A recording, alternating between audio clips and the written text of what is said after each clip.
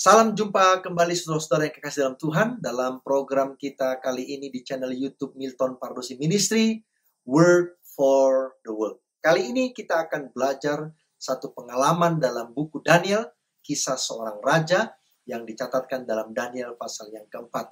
Judul kita pada pelajaran kita kali ini adalah How Low Will You Go? Sebelumnya, mari kita sama-sama berdoa. Ya Tuhan Allah Bapa kami dalam kerajaan sorga, terima kasih ya Tuhan oleh karena pada saat ini kami boleh kembali untuk belajar firman Tuhan bersama dengan sahabat-sahabat, rekan, saudara-saudara yang setia mengikuti pelajaran-pelajaran di channel YouTube Milton Pardosi Ministry. Urapi kami dengan Roh Kudus-Mu Tuhan, agar kami boleh mengerti tentang kehendak Tuhan bagi kami, khususnya di dalam mengasihi Tuhan, menuruti perintah Tuhan, dan merendahkan hati kami di hadapan Tuhan. Ampuni dosa kami ya Tuhan, dalam nama Yesus kami berdoa. Amin. Baik saudara-saudara yang kekasih dalam Tuhan, how low will you go? Ada sedikit berbeda antara how low can you go dengan how low will you go. Kalau how low can you go, itu berarti saya yang akan mengusahakan diri saya supaya saya bisa turun serendah-rendahnya. Tetapi kalau how low will you go, itu artinya bahwa saya akan berusaha untuk turun serendah-rendahnya, tetapi ada di luar diri saya yang mendorong saya untuk saya boleh turun serendah-rendahnya. Di zaman waktu saya masih kecil, masih muda, mungkin saudara-saudara juga waktu saudara masih kecil atau masih muda, ada sebuah permainan di mana ada tiang yang akan ditaruh seperti ini, kemudian tiang itu akan disambung dengan tiang yang lain. Kemudian ada orang-orang yang akan mencoba lewat berjalan di bawah tiang ini. Semakin rendah tiang ini ditaruh, dan kalau orang berhasil melewati tiang ini tanpa menyentuh tiang itu, tanpa menyentuh tanah, badannya, tangannya, maka dialah pemenangnya. Inilah permainan di masa itu. Ada permainan untuk orang boleh lewat di bawah tiang yang sudah dipasang. How low will you go? Seberapa rendahkah engkau akan turun? Ada kuasa di luar kita yang akan mendorong kita untuk kita boleh turun semakin rendah dan semakin rendah. Apa yang saya mau sampaikan dalam pelajaran kita kali ini adalah Allah mengasihi orang yang rendah hati. Yang kedua, Allah akan merendahkan orang yang meninggikan dirinya. Yang ketiga, Allah telah merendahkan dirinya menjadi seorang hamba untuk menyelamatkan manusia. Yang keempat, kalau ingin masuk ke dalam kerajaan sorga, maka kita harus merendahkan diri kita menjadi seperti seorang anak kecil. Pelajaran kita kali ini tentang how low will you go itu adalah kisah dari seorang raja dalam Daniel pasal yang keempat, yang disebut sebagai Raja Nebukadnezar. Kisah ini adalah kisah yang banyak diceritakan, banyak dikhotbahkan tentang Nebukadnezar yang mendapatkan mimpi. Mimpinya adalah dia melihat satu pohon yang sangat tinggi, tinggi sampai ke langit. Pohon itu begitu rindang, banyak buahnya, dan makhluk-makhluk hidup, binatang-binatang, bahkan manusia menikmati berkat-berkat makanan, buah-buahan dari pohon yang begitu dahsyat, tinggi, dan juga banyak buah-buahnya. Saudara boleh baca mimpi itu dalam Daniel pasal 4 ayat 10-17. Ketika Nebukadnezar menyampaikan mimpinya kepada para ahli-ahli tafsir mimpi, ahli nuju di kerajaan Babylon, tidak ada seorang pun yang bisa mengartikan apa mimpi itu. 2 kali Nebukadnezar sudah bermimpi. Yang pertama di Daniel pasal yang kedua, dia bermimpi ada patung yang tinggi. Patung itu terbuat dari logam-logam yang berbeda-beda. Tiba-tiba ada batu yang terungkit lepas dari langit lalu menghantam jari-jari kaki dari patung itu, dan akhirnya seluruh patung itu hancur. Kali ini dia mendapatkan mimpi. Tetapi dia ingat mimpinya. Di Daniel pasal 2, Nebukadnezar tidak ingat mimpinya. Tetapi di Daniel pasal 4, dia ingat mimpinya. Itu sebabnya dia ceritakan kepada para ahli-ahli di kerajaan Babylon. Tapi tidak ada satupun yang bisa mengartikan Ada pohon yang sangat tinggi, bertambah besar dan kuat, dan sampai ke langit. Ini saya ringkaskan tentang kisah mimpi itu. Padanya ada makanan bagi semua yang hidup. Segala makhluk mendapat makanan daripadanya. Seorang penjaga, seorang kudus turun dari langit. Lalu berkata, tebanglah pohon itu dan potonglah dahan-dahannya. Gugurkanlah daun-daunnya dan hamburkanlah buah-buahnya. Biarlah binatang-binatang lari dari bawahnya dan burung-burung dari dalamnya. Tetapi biarkanlah tunggulnya di dalam tanah, terikat dengan rantai dari besi dan tembaga. Di rumput muda di padang, biarlah ia dibasahi dengan embun dari langit, dan bersama-sama dengan binatang-binatang mendapat bagiannya dari rumput di bumi. Biarlah hati manusianya berubah dan diberikan kepadanya hati binatang. Demikianlah berlaku atasnya sampai 7 masa berlaku. Inilah mimpi lengkap dari Nebukadnezar.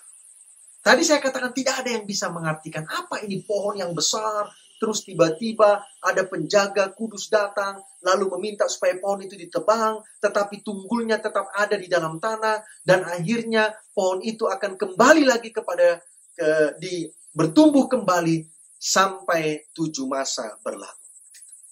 Lalu datanglah Daniel.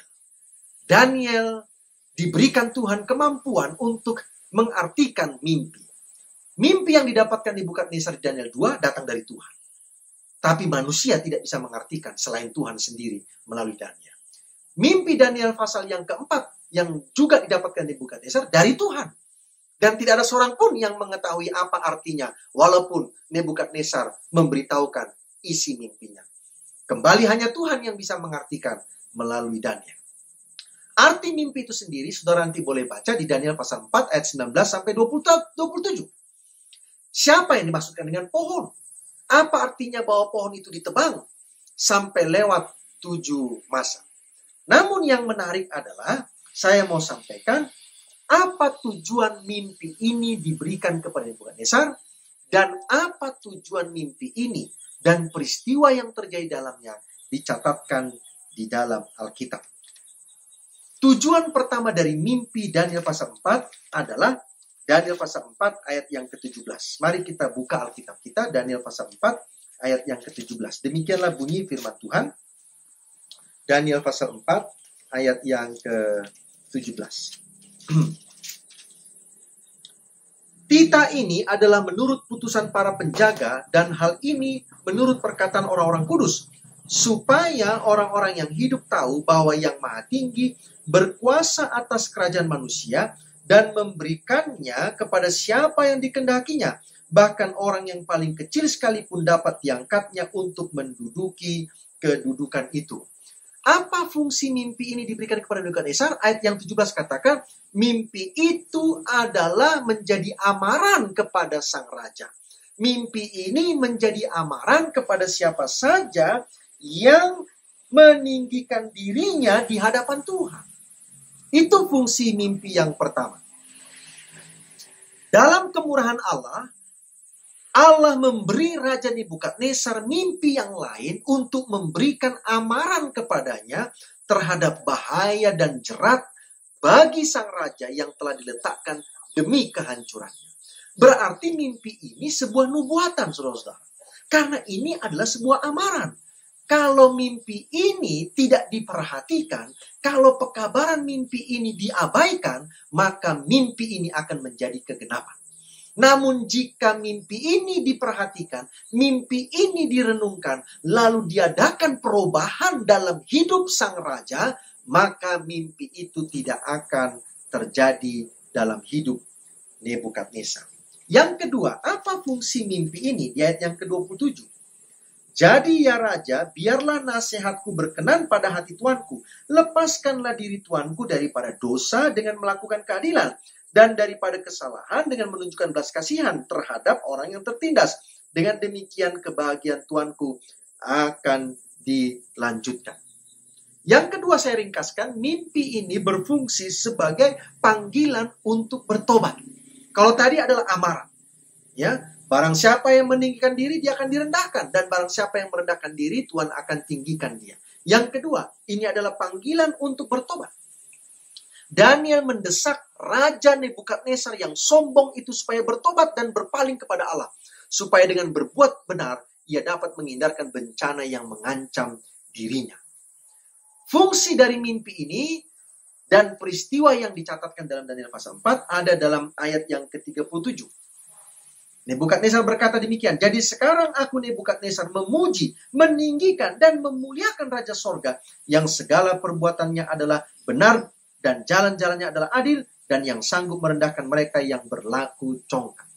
Mimpi ini berfungsi sebagai pelajaran yang besar tentang kerendahan hati untuk mengakui Allah sebagai sumber kekuasaan, sumber kekuatan, bahkan sumber kemakmuran. Jadi kalau saya perhatikan, tujuan Daniel 4, mimpi itu sendiri, dan peristiwa penggenapan dari mimpi itu dalam hidup Nebukadnezar. Yang pertama sebagai amarah. Yang kedua sebagai panggilan untuk bertobat. Dan yang ketiga sebagai pelajaran yang besar tentang kerendahan hati. Ini menjadi panggilan, menjadi amaran kepada kita dan menjadi pelajaran bagi kita yang hidup di zaman modern ini yang terkadang kita tidak sadari bahwa kita hidup penuh dengan kesombongan. Raja Nebukadnezar begitu sombong. Dia menyatakan bahwa kebesaran kerajaan Babylon itu adalah karena usahanya, karena kehebatannya. Padahal Tuhan yang memberikan kepadanya kerajaan Babylon dengan kehebatan, dengan kekuatan dan kekuasaan. Kalau saudara baca, Tuhan yang mengizinkan Nebukadnezar ini menghancurkan Yerusalem. Oleh karena dosa orang Israel. Bukan karena kekuatan Nebukadnezar. Tuhan bisa lindungi Israel, saudara-saudaraku, sehingga Israel itu tidak akan dikalahkan oleh Babylon. Bisa. Tetapi Tuhan izinkan Nebukadnezar menghancurkan Babylon oleh karena Israel ini sudah berbuat dosa. Bukan karena kehebatan Nebukadnezar. Tetapi Tuhan gunakan Nebukadnezar untuk menghukum umatnya, bangsa Israel yang sudah melawan Tuhan. Dengan arti Nebukadnezar memahami dengan jelas setelah mimpi ini disampaikan dan setelah peristiwa mimpi itu terjadi dalam dirinya sendiri. Karena memang dia tidak bertobat, saudara-saudaraku. Memang dia tidak mendengarkan, merenungkan, dan menghidupkan arti mimpi itu dalam dirinya untuk dia boleh bertobat. Dan akhirnya mimpi itu terjadi. Nebukadnezar telah belajar paling tidak pelajaran yang semua para pemerintah-pemerintah, penguasa-penguasa, bukan hanya dalam politik tetapi juga di dalam gereja Tuhan, belajar bahwa kebesaran yang sejati itu justru ada di dalam perbuatan-perbuatan kebaikan yang benar di hadapan Tuhan. Mulai ayat yang ke-28 sampai 33, Daniel pasal yang keempat ayat 28 sampai 33, maka mimpi ini akhirnya digenapi dalam diri Nebukadnezar. Ayat 28. Semuanya itu terjadi atas Raja Nebukadnezar. Sebab setelah lewat 12 bulan ketika ia sedang berjalan-jalan di atas istana Raja Babel, berkatalah Raja, bukankah itu Babel yang besar itu yang dengan kekuatan kuasaku dan untuk kemuliaan kebesaranku telah kubangun menjadi kota kerajaan? Raja belum habis bicara ketika suatu suara terdengar dari langit. Kepadamu dinyatakan, ya Raja Nebukadnezar, bahwa kerajaan telah beralih daripadamu. Engkau akan dihalau dari antara manusia dan tempat tinggalmu akan ada di antara binatang-binatang di padang. Kepadamu akan diberikan makanan rumput seperti kepada lembu, dan demikianlah akan berlaku atasmu sampai 7 masa berlalu, hingga engkau mengakui bahwa yang Maha Tinggi berkuasa atas kerajaan manusia dan memberikannya kepada siapa yang dikehendakinya.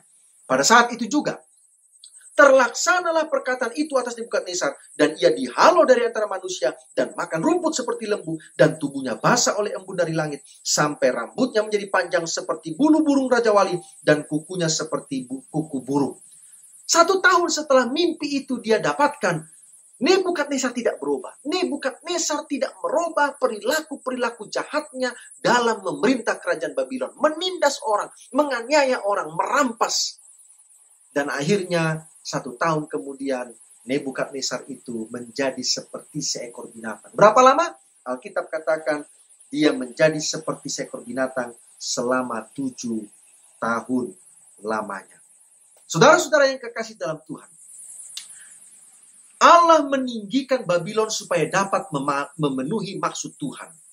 melindungi dan membangun bangsa. Kemakmuran meliputi bangsa itu sampai ia mencapai puncak kekayaan dan kekuasaan yang belum pernah ada taranya sejak saat itu. Cocok digambarkan dalam kitab suci dengan lambang kepala yang dari emas dalam mimpi Daniel pasal 2. Tetapi sang raja gagal mengakui kuasa yang telah meninggikan dia. Nebukadnezar dalam keangkuhannya berkata, bukankah itu Babel besar itu yang dengan kekuatan kuasaku dan untuk kemuliaan kebesaranku telah kubangun menjadi kota kerajaan. Untuk satu jangka waktu kesan nasihat dan amaran dari nabi melalui mimpi itu tertanam dengan kuat pada diri Nebukadnezar. Tetapi hati yang belum diubahkan oleh kasih karunia Allah segera kehilangan kesan-kesan Roh Kudus dalam dirinya. Pemanjaan diri, ambisi belum dihapus dari hati sang raja. Dan kemudian sifat-sifat negatif muncul kembali. Walaupun ada petunjuk amaran yang diberikan kepada Raja Nebukadnezar, dengan begitu murah diberikan sorga kepadanya. Amaran-amaran dari pengalaman yang silam itu kembali tidak merubah Nebukadnezar. Nebukadnezar membiarkan dirinya dikendalikan oleh roh iri hati terhadap kerajaan-kerajaan yang akan menggantikan dia sesuai dengan nubuatan Daniel pasal 2 mimpi patung itu. Kuasanya yang selama ini berada pada taraf adil dan berkemurahan menjadi suka menindas. Dengan mengeraskan hatinya, ia menggunakan bakat-bakat yang diberikan Allah kepadanya untuk memuliakan dirinya sendiri, meninggikan dirinya sendiri di atas Allah yang memberi kehidupan. Raja ini menjadi sombong, saudara. Dia sombong, bahkan dia mau menyatakan ini kekuatan saya, ini kebesaran yang saya dapatkan dengan apa? Kemampuan saya sendiri. Akhirnya raja itu menjadi seperti seekor binatang selama 7 tahun. Kerajaannya tidak dicabut darinya. Mengapa? Karena di ayat yang ke-34. Tetapi setelah lewat waktu yang ditentukan, aku Nebukadnezar menengadah ke langit dan akal budiku kembali lagi kepadaku. Lalu aku memuji yang maha tinggi dan membesarkan dan memuliakan yang hidup kekal itu. Karena kekuasaannya ialah kekuasaan yang kekal dan kerajaannya turun-temurun. Ayat 36. Pada waktu akal budiku kembali kepadaku, kembalilah juga kepadaku kebesaran dan kemuliaanku untuk kemasyuran kerajaanku. Para menteriku dan para pembesarku menjemput aku lagi. Aku dikembalikan kepada kerajaanku. Bahkan kemuliaan yang lebih besar dari dahulu diberikan kepadaku. Itu sebabnya penjaga kudus katakan, potong pohonnya tapi jangan cabut tunggulnya. Oleh karena Tuhan mengembalikan kerajaan Babylon itu kepada Nebukadnezar setelah dia mengalami proses merendahkan hati serendah seperti seekor binatang agar dia boleh mengakui kebesaran, kedahsyatan Tuhan. Kalau Nebukadnezar harus direndahkan Tuhan serendah-rendahnya seperti seekor binatang agar dia boleh bertobat dan mengakui kebesaran Tuhan. Bagaimana dengan Tuhan sendiri? Dalam Filipi pasal 2 ayat yang ke-5 sampai yang ke-8, firman Tuhan katakan demikian. Filipi pasal 2 ayat yang ke-5 dan yang ke-8. Hendaklah kamu dalam hidupmu bersama menaruh pikiran dan perasaan yang terdapat juga dalam Kristus Yesus, yang walaupun dalam rupa Allah tidak menganggap kesetaraan dengan Allah itu sebagai milik yang harus dipertahankan, melainkan telah mengosongkan dirinya sendiri dan mengambil rupa seorang hamba dan menjadi sama dengan manusia. Dan dalam keadaan sebagai manusia, ia telah merendahkan dirinya dan taat sampai mati, bahkan sampai mati di kayu salib. Yesus setara dengan Allah, tapi dia telah mengambil rupa seorang hamba, menjadi manusia, lahir di dunia ini, taat, bahkan taat sampai mati di kayu salib. Yesus merendahkan dirinya bukan karena kesombongannya, bukan. Yesus merendahkan dirinya serendah-rendahnya. Raja alam semesta, Allah menjadi manusia, menjadi hamba hanya untuk membayar kesombongan dosa yang manusia sudah lakukan. Nebukadnezar direndahkan Tuhan supaya dia mengakui Allah sebagai sumber kekuatan, sumber kuasa, sumber kekayaan. Yesus direndahkan oleh Allah sama seperti seorang manusia, hamba, mati di kayu salib untuk membayar kesombongan manusia dalam melakukan dosa. Apa yang saya mau sampaikan di sini adalah kalau Nebukadnezar turun serendah seperti seekor binatang agar dia boleh diselamatkan Tuhan, Yesus turun ke dunia ini serendah seperti seorang hamba, seperti seorang manusia, agar manusia itu dapat diselamatkan oleh Yesus Kristus. Pertanyaannya adalah, seberapa rendahkah kita akan turun? Mari kita baca beberapa ayat dalam Matius pasal 23 ayat yang ke-12. Yesus katakan, dan barang siapa meninggikan diri, ia akan direndahkan. Dan barang siapa merendahkan diri, ia akan ditinggikan. Ini prinsipnya. Kalau kita merendahkan diri di hadapan Tuhan, Tuhan akan mengangkat kita. Kalau kita meninggikan diri di hadapan manusia, terlebih di hadapan Tuhan, maka Tuhan sendiri yang akan merendahkan kita. Serendah apa? Saya tidak tahu. Mudah-mudahan tidak serendah seperti seekor binatang. Tapi Tuhan tetap mengasihi kita, walaupun kita akan direndahkan oleh Tuhan. Matius 18 ayat yang keempat. Sedang barang siapa merendahkan diri dan menjadi seperti anak kecil ini, kata Yesus, dialah yang terbesar dalam kerajaan surga. Serendah apa? Serendah seperti seorang anak kecil. Wah, menarik saudara-saudara. Yesus katakan, rendahkan dirimu seperti seorang anak kecil. Markus pasal 10 ayat yang ke-14. Biarkanlah anak-anak itu datang kepadaku, jangan menghalang-halangi mereka. Sebab orang-orang yang seperti itulah orang-orang yang punya karakter, punya tabiat, punya sikap seperti anak-anak lah yang empunya kerajaan sorga. Seberapa rendah saya akan turun? Seberapa rendah saudara akan turun? Serendah seorang anak kecil. Begitu sederhana, tetapi sulit saudara-saudara. Kenapa Yesus katakan serendah seperti seorang anak kecil? Kalau engkau ingin masuk dalam kerajaan sorga. Yang pertama saya lihat, anak-anak itu mudah menerima pengajaran. Anak-anak itu pikirannya masih murni, saudara-saudara. Ya, begitu cepat dia menangkap, begitu cepat dia meyakini apa yang dia dengarkan. Yang kedua, anak-anak itu mudah berteman. Dia terbuka, saudara-saudara. Dia tidak menjadi individualistik, tapi dia menjadi orang yang suka menerima orang lain. Yang ketiga, anak-anak itu mudah memaafkan, tidak pendendam. Ya, beda dengan kita yang sudah dewasa. Ya. Yang keempat, yang saya lihat, anak-anak itu selalu ingin tahu, rindu untuk belajar. Bukan hanya terbuka, tapi dia juga rindu untuk belajar. Inilah sikap anak-anak yang Yesus katakan, jika engkau tidak menjadi seperti anak kecil ini, maka engkau tidak akan mendapatkan atau masuk ke dalam kerajaan surga. Nebukadnezar direndahkan Tuhan karena kesombongannya. Tetapi Tuhan mengasihi Nebukadnezar sehingga setelah 7 tahun proses dia didisiplin Tuhan itu, maka dia mengakui Tuhan adalah pencipta, sumber kekuatan, sumber kuasa, bahkan sumber kemakmuran. Yesus merendahkan dirinya serendah seorang hamba, seorang manusia, supaya Yesus dapat membayar kesombongan dosa yang dilakukan oleh manusia. Ada banyak kisah-kisah di dunia ini tentang bagaimana orang-orang begitu sombong di hadapan Tuhan dan akhirnya mereka mengalami kehidupan yang tragis. Ya, saya tidak mau sebutkan itu karena nanti saya dianggap sebagai menghakimi orang lain.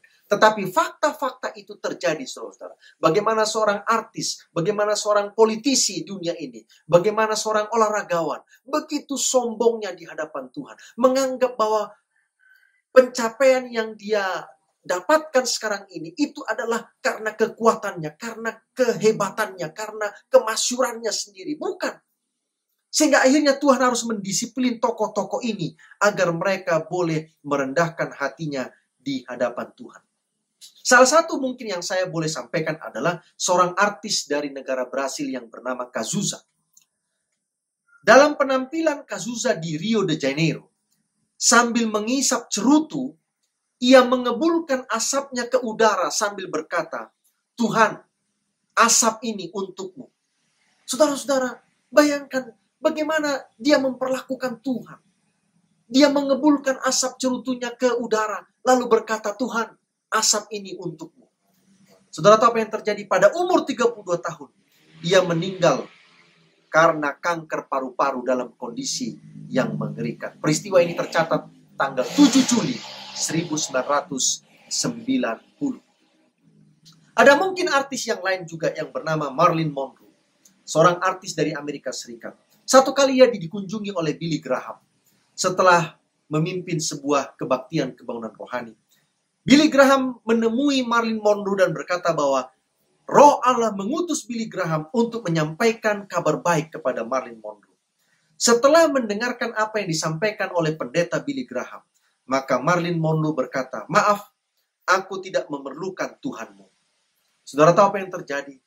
Seminggu kemudian, Marilyn ditemukan tewas di apartemennya. Peristiwa ini dicatat pada tanggal 5 Agustus 1962. Dan ada kisah yang tragis yang terjadi yang dicatatkan, yaitu kisah tentang Kampinas. Dikisahkan dalam kisah ini ada sekelompok anak muda yang mabuk. Lalu kelompok anak muda ini mengendarai mobil, mereka menjemput rekan gadis mereka. Mereka datang ke rumah sang gadis itu dan hendak mengajak sang gadis ini untuk berpesta pora bersama dengan rombongan pemuda-pemuda yang sedang mabuk. Sang gadis ditemani ibunya hingga gadis ini masuk ke dalam mobil dan duduk di dalam mobil bersama para pemuda yang sedang mabuk. Karena kekhawatiran dari sang ibu berkata, "Tuhan bersertamu, putriku." Tiba-tiba sang putri menjawab, "Boleh saja, asalkan Tuhan duduk di bagasi di belakang, karena di dalam ini sudah sesak." Beberapa jam kemudian dikabarkan bahwa mobil yang ditumpangi oleh putri ini bersama dengan rekan-rekannya pemuda yang sedang mabuk mengalami kecelakaan fatal. Rusak parah mobil itu, bahkan bentuknya tak dapat dikenali lagi. Namun saudaraku, apa yang terjadi? Aneh bin ajaib. Bagasi mobil ini tetap utuh. Sisa dari mobil ini hancur, saudara-saudara. Bagasinya utuh. Bahkan dicatatkan dalam kisah itu, di dalam bagasi itu ada sekotak telur. Dan justru telur-telur itu tidak satu pun yang pecah. Ini oleh karena sang gadis katakan, Tuhan boleh ikut, tetapi duduk di bagasi. Akhirnya bagasi yang selamat, telur yang selamat, bukan manusia, saudara-saudara. Begitu sombongnya manusia sekarang di hadapan Tuhan. 1 Petrus 5 ayat yang ke-6, karena itu rendahkanlah dirimu di bawah tangan Tuhan yang kuat, supaya kamu ditinggikannya pada waktunya. Yakobus 4 ayat yang ke-6, Allah menentang orang yang congkak, tetapi mengasihani orang yang rendah hati. Saudara-saudaraku yang kekasih, mungkin kita tidak sombong secara jasmani, tetapi mungkin kita sombong secara rohani. Hati-hati dengan kesombongan rohani. Salah satu ciri kesombongan rohani adalah selalu menunjukkan pencapaian-pencapaian rohani yang dia sudah lakukan. Salah satu ciri dari kesombongan rohani adalah tidak pernah mau mendengarkan nasihat firman Tuhan dari orang lain. Karena dia merasa dirinya lebih benar, dia merasa dirinya lebih baik, lebih suci daripada orang lain. Ini salah satu ciri-ciri dari kesombongan rohani. Hati-hati kita dengan kesombongan rohani yang mungkin kita tidak sadari sedang ada sekarang di dalam hidup kita. Saudara-saudara yang kekasih, kisah Daniel pasal 4 ditutup dengan positif. Sang raja bertobat, sang raja mendapatkan kembali kerajaan itu, dan sang raja mengakui kebesaran Tuhan Allahnya orang Israel sebagai sumber kekuatan, kesehatan, keselamatan, kemakmuran, bahkan kedudukan sekalipun. Apakah harus sakit dulu baru mau ikut Tuhan? Mari renungkan pertanyaan ini, saudara. Apakah harus sakit dulu, sakit yang luar biasa, yang hampir mati baru kita mau ikut Tuhan? Apakah harus mengalami persoalan, penderitaan, pergumulan dalam pekerjaan kita, dalam rumah tangga kita, dengan anak-anak kita, baru kita mau ikut Tuhan dengan serius? Ataukah harus bangkrut dulu baru mau ikut Tuhan? Atau yang terakhir, apakah harus hidup dulu seperti binatang baru mau ikut Tuhan? Mari kita renungkan ini, saudara. Allah mengasihi orang yang rendah hati. Allah akan merendahkan orang yang meninggikan dirinya. Allah telah merendahkan dirinya menjadi seperti seorang manusia, seorang hamba, hanya untuk menyelamatkan manusia yang sombong ini, agar mereka punya kesempatan untuk bertobat. Kalau ingin masuk surga, kata Yesus, engkau harus menjadi seperti seorang anak kecil ini. Merendahkan dirimu menjadi seperti seorang anak kecil ini. How low will you go? Anda yang tahu, dan Anda yang akan menjalaninya. Itu semua adalah oleh karena kasih Tuhan yang mendorong kita untuk kita boleh merendahkan hati di hadapan Tuhan. Kiranya Tuhan memberkati kita semuanya. Mari kita sama-sama berdoa. Terima kasih ya Tuhan oleh karena pagi ini, saat ini kami boleh belajar firman Tuhan. Kami boleh belajar nasihat Daniel pasal yang keempat. Amaran, panggilan untuk bertobat, dan sebuah pelajaran yang besar tentang kerendahan hati telah disampaikan dalam firman Tuhan. Menjadi amaran bagi Nebukadnezar di masa yang lalu, dan terlebih menjadi amaran bagi kami. Ajari kami Tuhan supaya kami boleh merendahkan hati kami. Seperti Yesus merendahkan dirinya sampai mati di kayu salib, kami pun akan merendahkan hati kami seperti seorang anak kecil. Karena itulah yang kau katakan, jika kami merendahkan diri kami seperti seorang anak kecil, maka kami akan layak masuk dalam kerajaan surga. Berkati semua sahabat rekan-rekan dari channel YouTube Milton Parus Ministry, dimanapun mereka berada. Berkati mereka Tuhan, selamatkan mereka Tuhan, tebus mereka dengan darah Yesus Kristus. Terima kasih ya Tuhan, dalam nama Yesus kami berdoa. Amin. Sampai jumpa kembali. Jangan lupa subscribe saudara untuk mendukung pelayanan Milton Parus Ministry channel YouTube ini. Bagikan linknya. Tuhan memberkati kita. Terima kasih.